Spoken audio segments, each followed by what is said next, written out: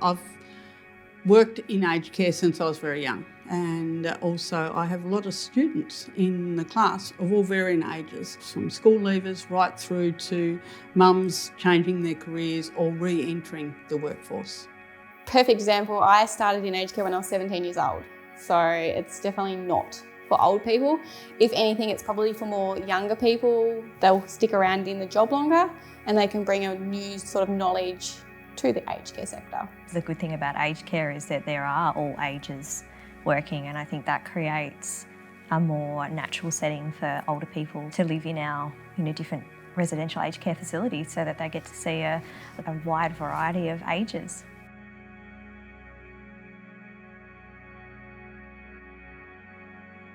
It's definitely a skilled career, and I mean, you're always learning to build your skill set as well. Yeah. I've actually mentored a fair few of the staff here to establish their roles, change roles, that sort of thing. So they've gone from carers to lifestyle. Well, it's not a clear-cut answer. I think it is for some positions, definitely need to be skilled. There are other positions which, no, you don't need to have a formal skill. I really believe it's one of those industries where different jobs you can actually learn along the way. So I've been fortunate enough to not have any sort of, I guess, formal or tertiary qualifications to be able to get to the position that I'm in, but I've been able to train on the job and attend various training courses along the way. Sometimes people can go into aged care without the skills and we can train them on the job. Otherwise, we have a pre-vocational way of training people so they get a taster before they actually go into aged care and know what they're in for and see if it is for them.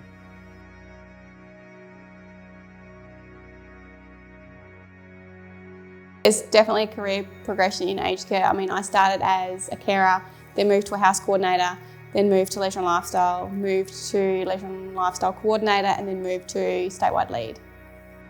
Definitely. Look where I am now. I started in aged care as a carer, and I've progressed through lots of opportunities right to being a trainer. Carer on the floor, catering, kitchen, laundry staff, admin.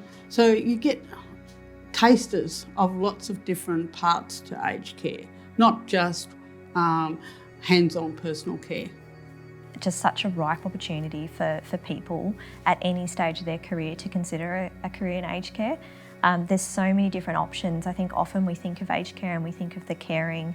There's a whole raft of people that work behind the scenes. We've got chefs in aged care, we've got administrative, we've got accountants, we've got builders. There's a whole spectrum of skills, and absolutely now's the right time to get into aged care for that career progression, because we're desperately calling out for people in all levels to join the industry.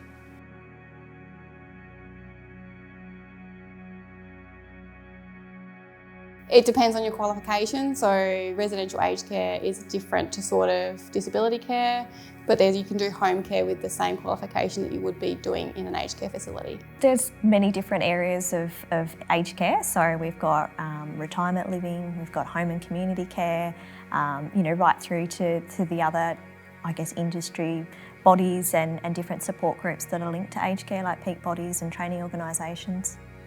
No. Aged care is a very broad spectrum now. So now we have people that are staying at home and having personal care. They can come in for respite. In respite centres, they have day centres where we have carers involved in that. And facility. Facility is growing. It's a massive industry. And having more and more women in this industry that are empathetic and know what is needed is what we're all about.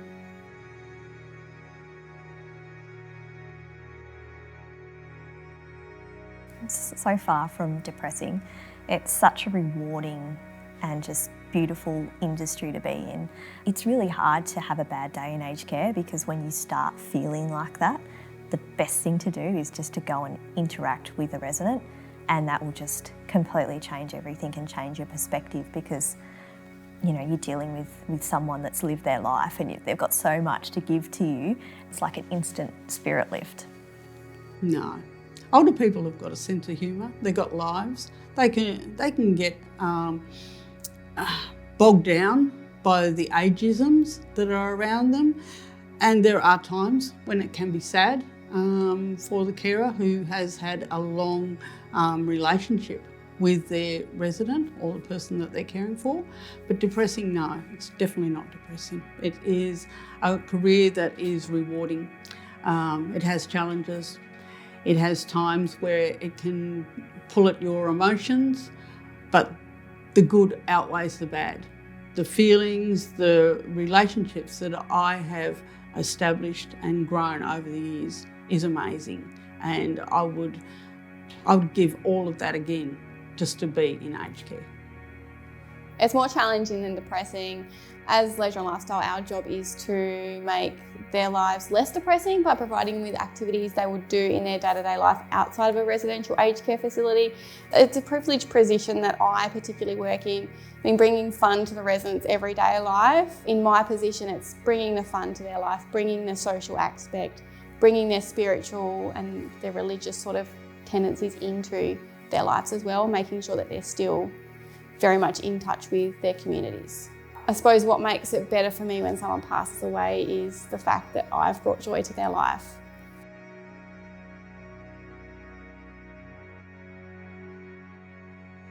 I would think there's probably more of an image around sitting down with an older person having cups of tea, and I always find that that's a bit of a myth because we know that we don't have time to just sit around and have cups of tea with our older folk. But being with that person, attending to their personal care around them for the whole day, that is what aged care is about. If you've got the right personality and if you're passionate about what you do, you can get to any level that you want to get to, basically.